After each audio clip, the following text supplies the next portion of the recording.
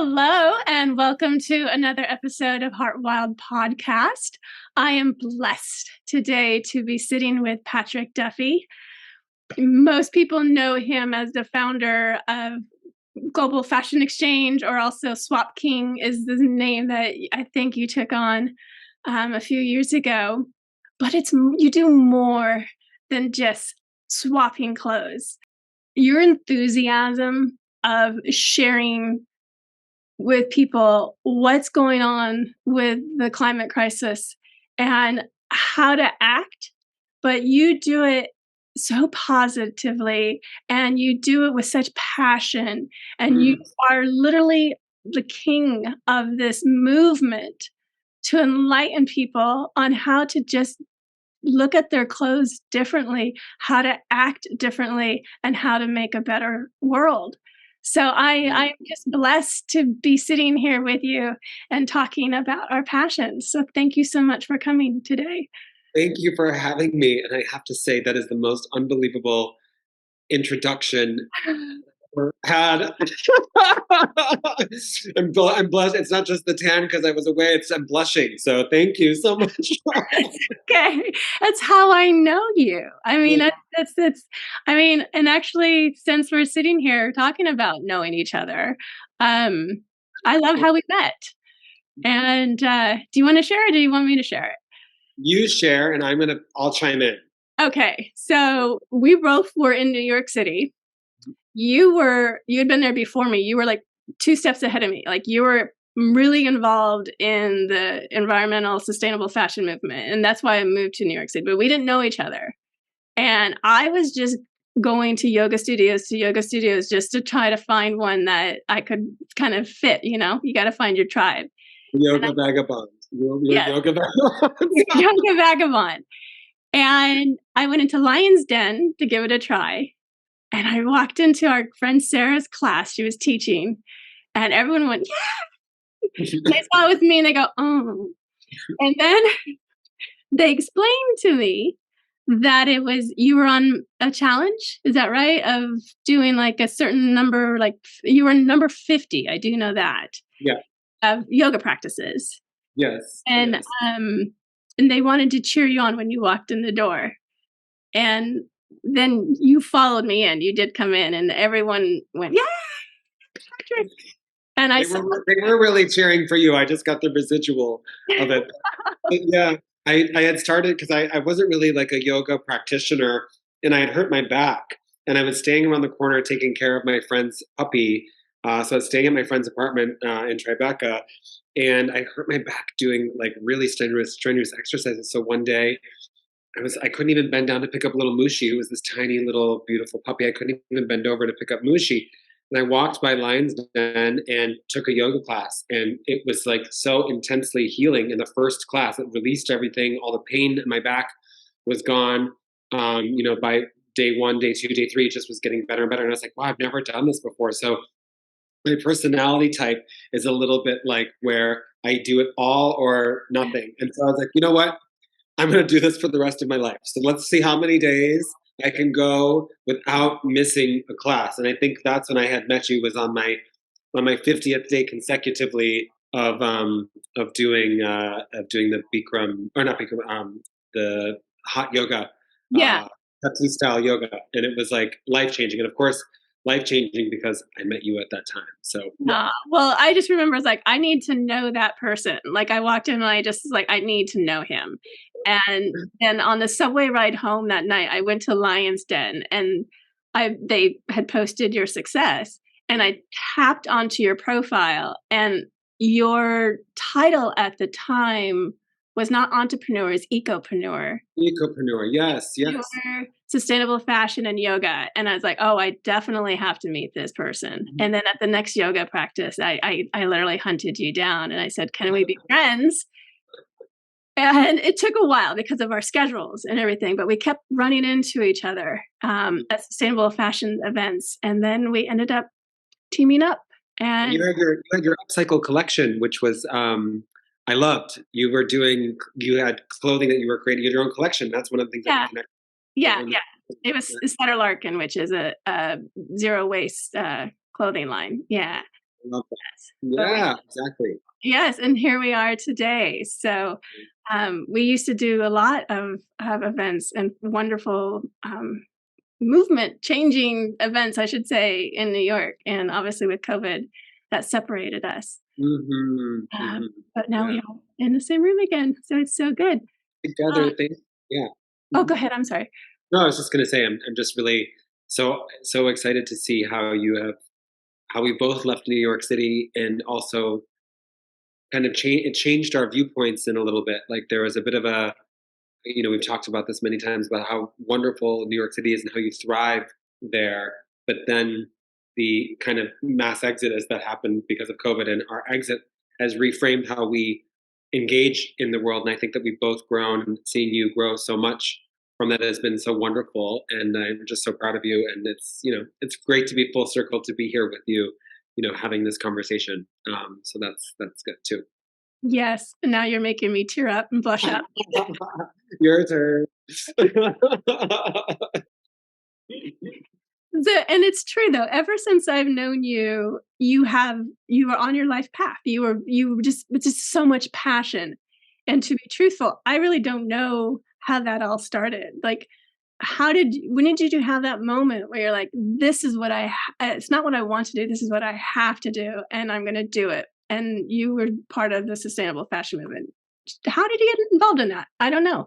Yeah. My gosh, that's such a funny kind of trajectory. And it was unexpected, to be quite honest. Like, I was probably like what I would call a super consumer. I was somebody who was at the sample sales, like elbowing people out of the way. I was like, I have to have this, and I've got to have that, and I was like so engaged in kind of this super consumption driven environment, which was all about fashion and consumption and throwaway culture, and it was very not healthy and quite toxic.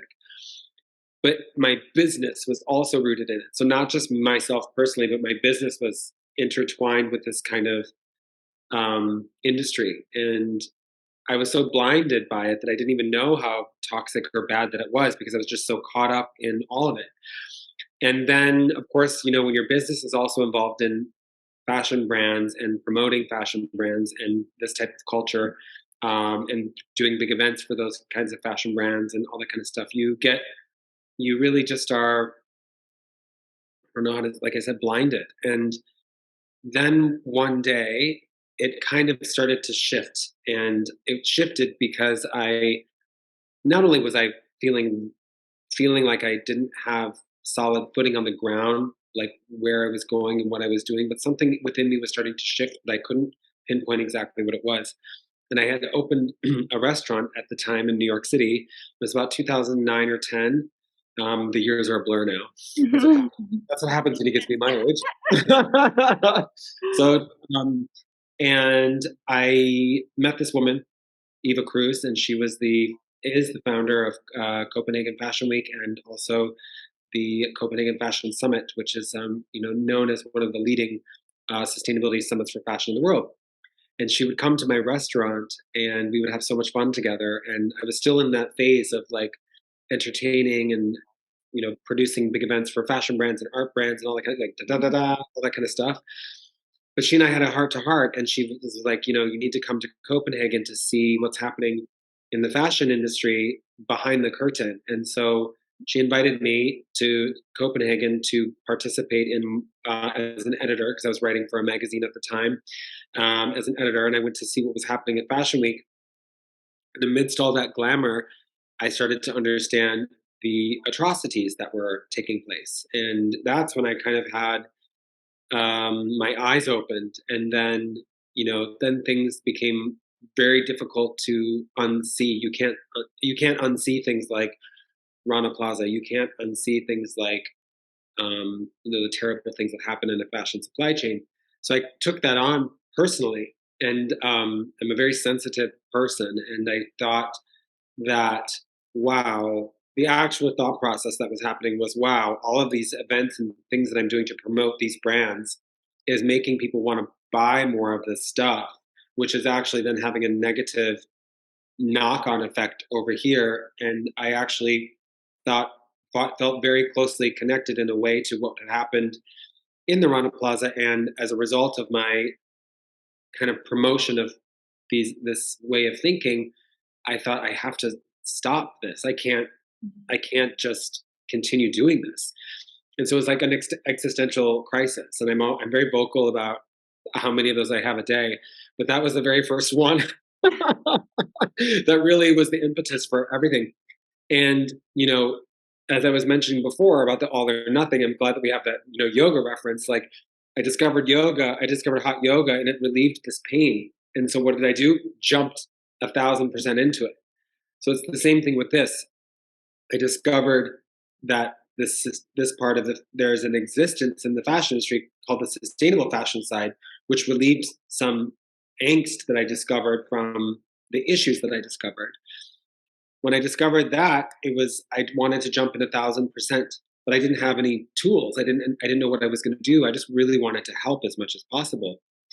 And it was at that point then I was invited back to Copenhagen Fashion Week and the summit, and I experienced a clothing swap for the very first time. And I'd never seen one before, never had any idea what they even were. And it was in the middle of the City Hall Square in Copenhagen, and it was just a tent that said fashion exchange, and I saw people exchanging clothing, and I experienced this joy and pandemonium of sharing and people loving each other and diversity and inclusivity and people really doing this like beautiful act in harmony, which was the antithesis of what the fashion industry became to me. Mm-hmm. So when I saw that, I thought, ding ding, you know what? This is it. I can actually take this and do something really, really positive with this, because this is teaching. This is a teaching tool. This is education. This is community building.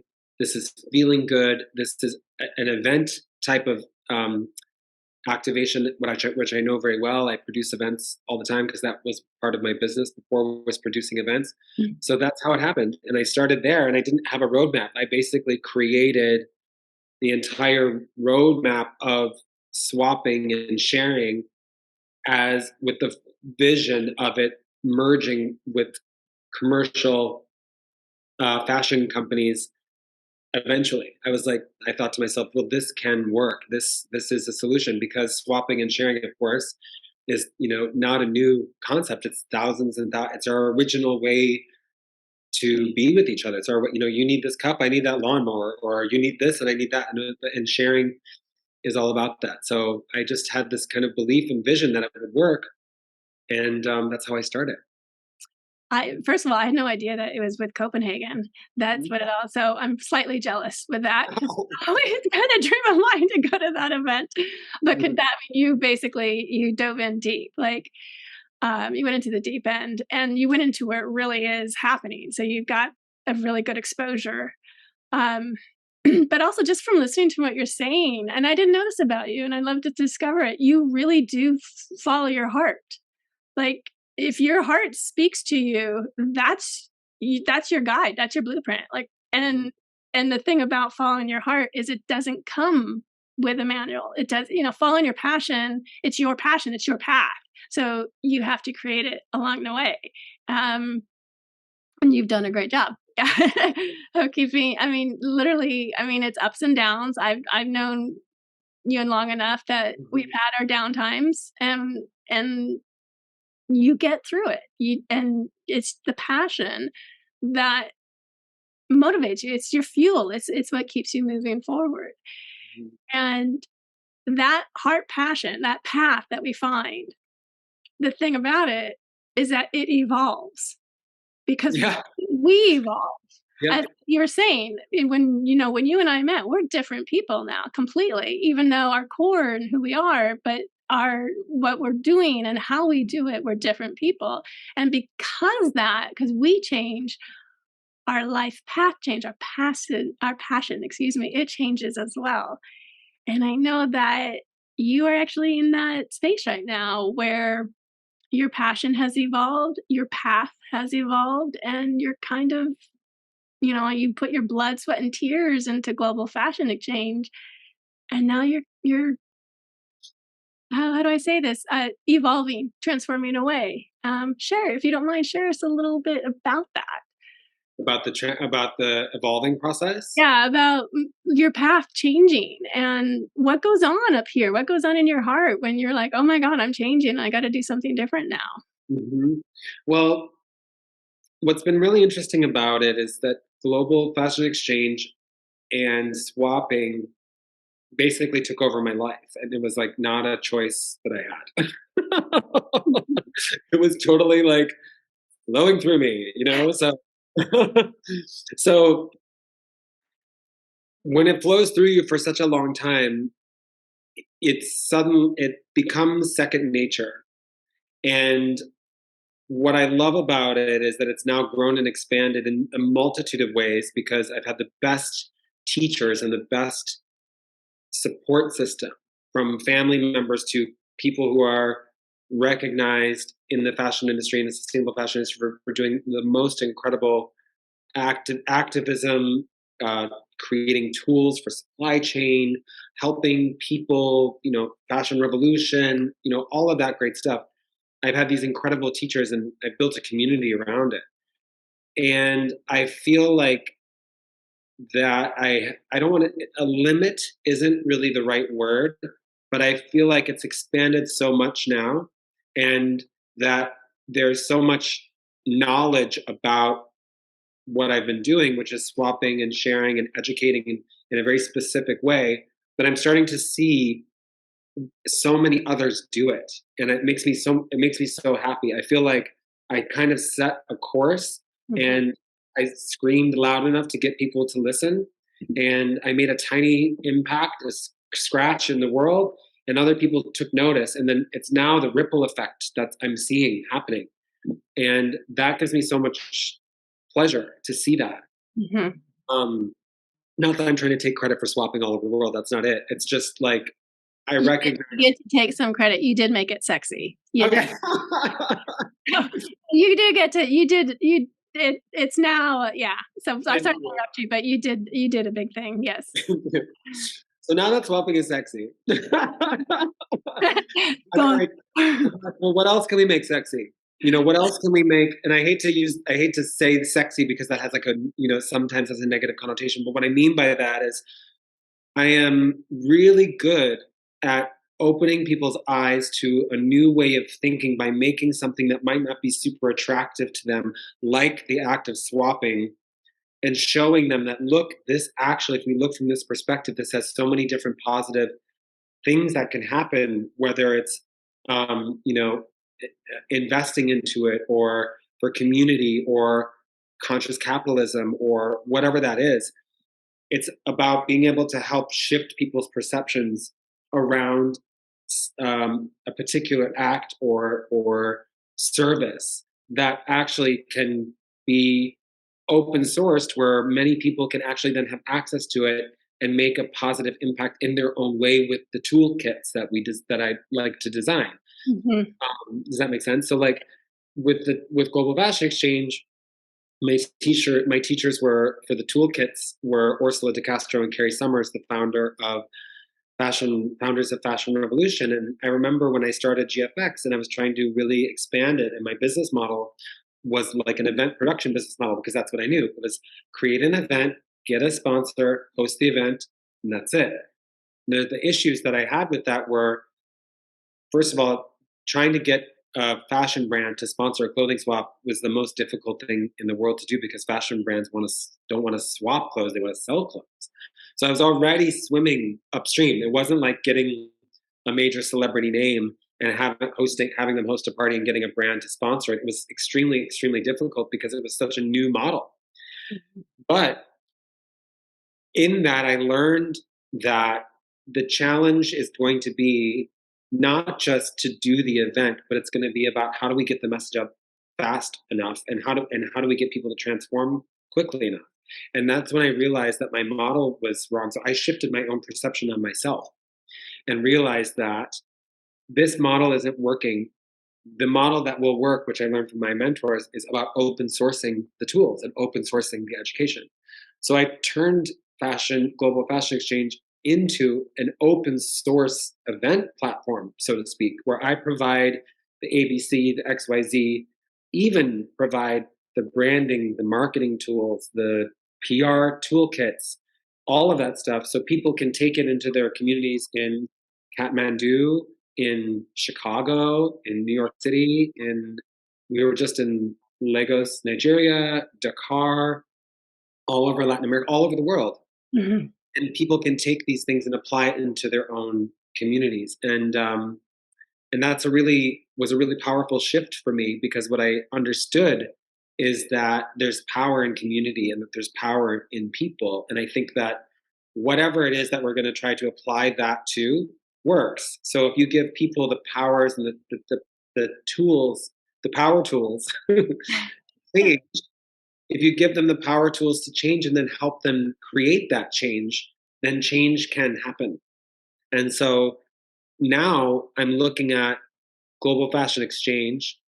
I've changed, and I'm thinking, what's the next step? What's the next thing? Because this machine is going and people are doing, and it's really unbelievable. I mean, I'm seeing swapping now all over the pages of Vogue and on celebrities doing it and people saying, yes, let's do it. And that's incredible. And so, not to say that I'll ever stop doing it, I'll always continue to do it. But is the next thing about providing food to people who don't have access to healthy food? Is the next thing about water? Is the next thing about these resources that I think that we're going to be really challenged, that many people in the world are already really challenged with, clean water, healthy food to eat, all that kind of stuff. Like, what is next? What's next? And so I think what's calling me is the issue. What's calling me is the problem that needs to get solved. Because when I looked at clothing swaps, it was trying to solve a problem. It was trying to solve an issue. And it I don't want to say it did, but it does help. And I firmly believe that it helps in many ways. So I think the next existential crisis is, going to happen. I just don't know when or what. But when you get called, and you know this, when you get called towards something, it just calls you, and you have it's almost like you don't have a choice. It's not in your head, it's in your heart. You feel it, this is it. And that's the moment that you just don't go out and say, hey, I need that moment, and it comes to you. It's an alignment, like where you are mentally in your mental space, and the need, when you collide, it's this aha, and there's, like you said, this is what I'm going to do now. Mm-hmm. And it sounds like with Global Fashion Change, I mean, first of all, you set up a wonderful foundation, wonderful framework, and I'm going to say this for you, done. Like, the work has been done and you've handed off. And I agree with you. There's still a lot of work to be done, but the movement has taken a lot of momentum, and there's so much momentum behind it. It's time for more for you. And the same thing happened to me. Like, the more I learned about the sustainable fashion movement, and the more it's like, okay, I was able to help, but I've changed, I've evolved, and there's more help out there that I need to do. Yes, exactly. Mm-hmm. Yeah. And for me, the sustainable fashion movement drove me into wildlife conservation. Yes. Mm-hmm. And it got me, actually, ironically enough, the sustainable fashion movement got me more in touch with wanting to be in touch with nature, wanting to be in touch with the land, wanting to be in touch with my food. It's like my clothes got me connected to the earth. Mm-hmm. And so, I mean, if you don't want to bring it up, but I know that you have a strong connection to the earth, and that is that something that we might be seeing you doing next, or is that too soon to talk about? No, it's fine. No, I mean, I'm an open book. I also believe that words are powerful, and that speaking them helps you manifest and makes things happen. Um, exactly. So who knows if it will come true? But I've been, yeah, who knows? But like I've been feeling that I want to get my hands into the earth. I've been feeling like growing and doing something with growing food or growing resources or growing materials or resources to for materials for fashion potentially is a direction that I really want to go in. And also how can I do that, whether it's a indoor vertical farm or converting these massive office buildings that I see empty, in downtown Minneapolis where I am now, converting those into farms, Mm. like looking at, again, trying to find where issues lie and what resources and tools not only do I have, but does the community have to turn the frown upside down, so to speak, to turn these issues. Actually, I don't know if it's okay to say this, but I'll just say it. You can edit it out. My slogan is turn shit to champagne. How do we do that? It's Yeah. like, how do we, like, there's all of this stuff that needs to get fixed. And we are such brilliant minds. We have the tools, we have the capability, we've got the connectivity, we've got the resources, there's plenty of that out there. We just have to channel it in the right way. And it's the same thing that I was with swapping. It's like all of these tools are out there, and all of this, it's just really about making the choice. I did an interview a couple years back with Sadhguru, the guru, and he said something that was really interesting when I asked him the question about, does the fashion industry have the ability to change? And he said, absolutely. The fashion industry thrives on change. The fashion industry is change. It exists on change. It's just up to people in those powerful positions to make the decision to make the change for the power of good. And that really hit me. I put it on my Instagram because it was such a powerful moment, again, just recently, and this was interviews a few years ago. And that's really all it is really making the choice to get committed to something that has the power to positively affect me, you, a community, the world. So yeah, I really want to have I really want to start doing something I think that will have a positive impact that way. And I think that I'm getting called towards, growing, healing, helping others find how they can heal, um, you know, wellness. But again, like you said, it's all connected. It's all related. Fashion took you to wildlife. Swapping's taking me to healing and wellness and growing. It's all of these things I think are all connected. So Yeah. we'll see. It sounds like what you're doing, actually. I love shit to champagne. It's really, there's something that exists, and it's a perception on how we see it. And your magic, your path is to be able to help people have that conscious shift to see things differently. Hmm. And it's like you were able to have that conscious shift with the industry, fashion industry. You've put you drop the pebble in the lake and the ripples are heading out, and it's doing its thing. Now there's another conscious shift that we need to like drop that pebble in and have that ripple effect and make that change. Hmm. Uh, That's a really good analogy, really good point. well, that's what you do. Oh yeah. Oh, and so that actually this is really good because I'm going to wrap this all up because we talked about yoga, we talked about heart's path, and we talked about our path changing. And having that path change is scary. It's the unknown. And how we get through that is by taking care of our mind and our body. Yes. Oh my god. Oh, so you're avid about that. If you Yeah. don't mind, give us some tips. Anyone that's like, I'm going to set out my life path. This is it. You know what? Tomorrow, I don't know what will happen. I have to follow my path. They're taking the steps towards it. And all of a sudden, they're coming towards a challenge. They don't know what to do. Mind and body, let's take care of that. so that we keep on going. What are some of the things that you do to keep on going? Gosh, well, I I am so militant about my mind and body connection. And I don't, maybe militant's not the right word for that. Like, I don't know if those two things are together, but I'm just maybe adamant. Adamant is the right There you go. There you go. word. Because, like, Dedicate.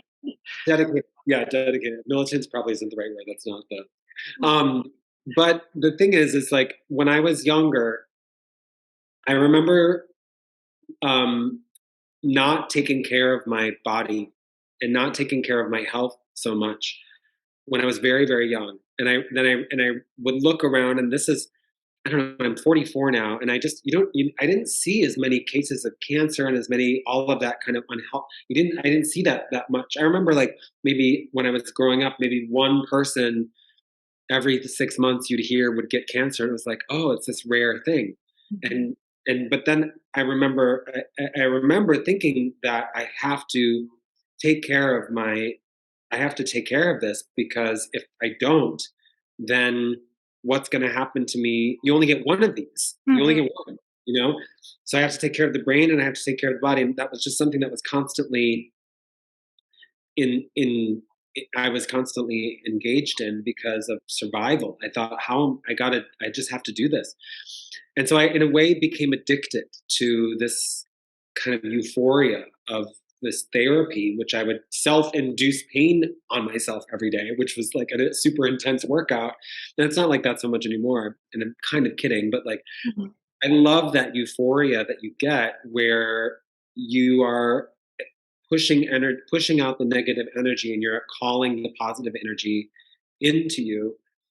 And what that does for your ideas, what that does for your physical health, what that does for your everything, your relationships, how you relate to the world, the work that you're doing.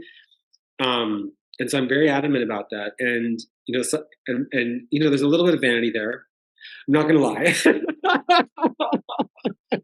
Not gonna lie about that, but that's okay. And I think it's okay to want to feel your best, look your best, and be your best, because that's when you are your best.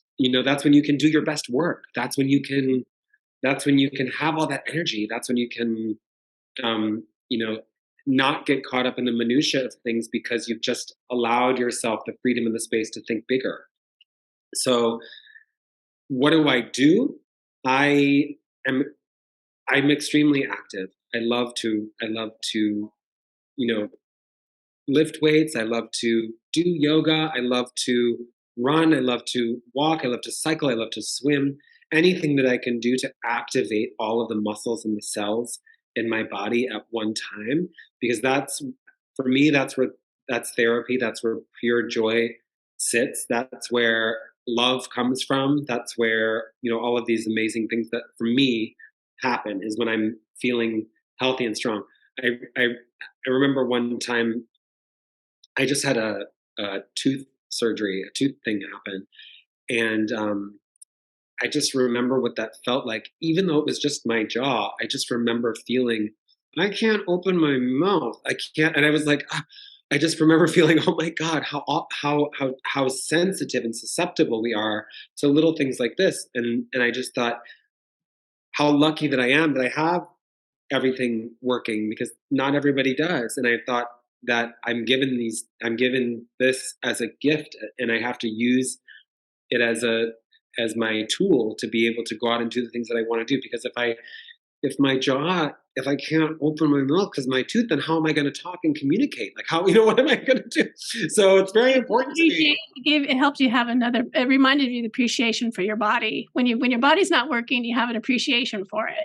All of That's it. what yes, Yeah. exactly. I kind of rambled on and on, but that's what I mean. And I also am so blessed to be able to do this, because and to have I feel like you I feel like your health is never ever ever to be taken for granted. Never ever ever, because when you suddenly don't have it anymore, or when you are when something happens because you haven't been taking care of yourself, that's when I think I would be gutted. Like that's why I don't smoke. That's why I don't drink. I try to eat it as healthy as possible. And sometimes it's genetics and sometimes it's not, but I just try to do all of those things because this is this is my home. This is my home. That is your home. This Mhm. is where we live. And when this doesn't work, when this doesn't, it just it just doesn't work. And yeah, You I can't be your guess best. You can't yeah, you kind of even you were joking about vanity. It actually, though, it's called enclosed, cognitive, and it's how our clothes have such a huge effect on the clothes we wear have an effect on how we perceive ourselves. And as an individual, like, what the clothes I wear have an effect on how I see myself, but also the clothes that you wear will have an effect on how I see you. And wearing the right clothes, it does matter. I mean, it may sound like, oh, it's superficial and it's the front, but it actually does have an effect on how you see yourself. Like mhm. when you look in the mirror and you like the way you look, that's going to help you for the rest of the day. So Yeah, exactly. it may sound shallow to be like, oh, I'm just taking care of myself for good looks, but there's layers behind that. Because yes, if you're just standing there looking in the mirror all day, looking, oh, look how beautiful I am, and taking that, that's when that's maybe a little bit of a problem. Yeah, But exactly. but So when blushing, you see me blushing now? no, I'm gonna I can say this to you because it's not you. yeah. But when we do take care of ourselves, because you also said our body is a tool. And it's like a car. If you're gonna go on a road trip, you want your car, you want it to have fresh air in the tires, you want it to have the oil change, you want it to be running its best so you can get to where you wanna go. That's And exactly right. it's the same thing with your body. And we're in this new movement now. We're finally recognizing how our mind has a huge influence on how our body feels, and our body has a huge influence on how our mind feels. Like they're intertwined. It's been separated for so long. It's like, no, we are not compartments. We are embodied. And the importance of taking care of our tools, taking care of our minds, and taking care of our bodies, um, so that we can stay on our path and Mhm. and like that energy. If you need more energy in the day, go to the gym because you're going to be creating that energy that you need. And so, Exactly, exactly. It's super and you know what, like, the thing is though, is like that's I think one of the reasons why I'm so drawn to the health and wellness space through growing, through food, through that, because I look at the systemic issues that are happening in my community where people don't have access to healthy food. mhm, And there's no reason why they shouldn't. And the only reason why is because of economics, and that makes me very, very sad. The mhm, fact that this person was dealt a hand and they're in a poor economic level, and that means that they can't eat quality food or healthy food to be healthy, and that makes me very, very sad. And that's I think where I'm why I'm so drawn to that is because I think everybody needs to have access to healthy food. And it's a you I look at America and I look at how quite somewhat addicted we are to poor quality sustenance. mhm, Everything when you walk through a grocery store, it's all preserved food with sugars and packages and all that kind of stuff. And it's because it's cheap for the food companies to make and inexpensive for us to buy, but it also has that really negative long-term effect if you're eating preserved packaged foods as your source for sustenance. So it's that's I think why I'm drawn to it is because health is such a huge part of what I do or of who I am, excuse me. And I feel like I am very privileged. I'm very, very privileged to be able to be healthy. And I think that is a weird idea. I don't know if I like that idea that I'm healthy, and that seems to me to be a privilege, if that makes any sense, you know? So It is a privilege. Yeah. yeah, exactly. That's Yeah. why I'm really drawn, because I think access to healthy food, access to healthy, it should be a universal thing. Like we should all have access to being able to be healthy. It shouldn't be because I come from this place where I can afford to go to Whole Foods or Yeah. afford lettuce or afford spinach, you know? Mhm. That's why I'm really drawn to that. Yeah, and I'm gonna help bring it back around because you mentioned cancer, Yeah. um, and I just finished getting my ecotherapy certification, and one thing that I learned about that ecotherapy is healing with nature, and humans we've been very close to nature. We've been living with nature. We've had that deep connection with nature. We are nature. We are nature. We've been living in the wild and engaging with animals for over 200,000 years. Mhm. And then 10,000 years ago, we developed cities. And so we pulled people away from nature and started bringing them into shared living and tight living environments away from our contact with nature. And we started to see illnesses and then creeping into us that were not there before. And about, 300 years ago or so, as technology or 200 techs coming in more and more into our life, we've become more and more disconnected from nature and we're having more and more illnesses. Mhm. And that's not coincidental. That it's we our disconnect from nature is literally causing harm for us physically, emotionally, mentally, and just for our entire planet, for where we live. It's hurting our home. So this desire to connect with nature and heal, that's human nature. That's who we are. And Mhm. I feel like I'm more in tune with who I am ever before. I finally have a strong relationship with myself for the first time, and I also have this connection to nature, and that's not coincidental as well. And I feel I'm putting words into your mouth, but the more you learn about who you are and your relationship with yourself, it seems like you're wanting to have more of a connection to what really matters. Yeah, Yes. yeah. That's really beautifully put, Carrie. It absolutely is. Aw, well, thank you. Yeah. I Yeah. love talking to you. Thank you so much. Is there anything that, you wanna share before we kind of wrap things up and call it a day? Anything I want to share? I guess it's something I guess I'd like to just share is that your heart is a very powerful mechanism. Mhm. And some people lead with their brains, some people lead with their hearts. I think I do a little bit of both.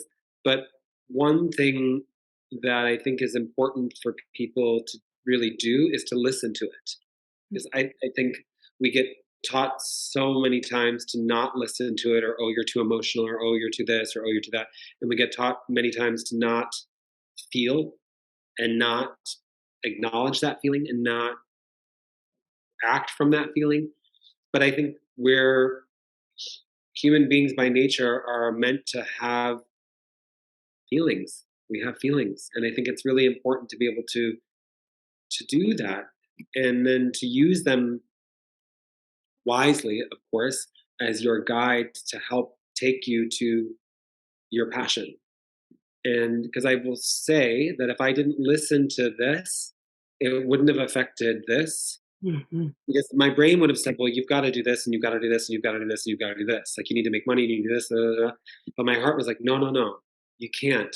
You got to follow that. And then this will work that Mhm. Yeah, yeah. way, you know? Put And your so, heart in the driver's seat. yeah, exactly. So that's just one thing that I would like to say is that don't squelch the feelings that are coming from here. And it is sometimes very difficult to follow it, but if you trust it, then I think really positive things come from that. Yeah. Well, you're helping me wrap it up because I forgot to bring that point up. Like, following your heart is when you find purpose. Yes, that's Yes. true. Yes, and then your purpose, that's the most valuable thing you can have in your life. It's not your possessions. Possessions, yeah, those are things. Your purpose Yeah, is the most exactly. valuable possession. That's for sure. Aw, thank you For s sure. thank you Thank so you. much for taking the time today. My pleasure. Thank you so Yeah. much. Thank you. Okay. Till next time. Bye. Bye, everyone.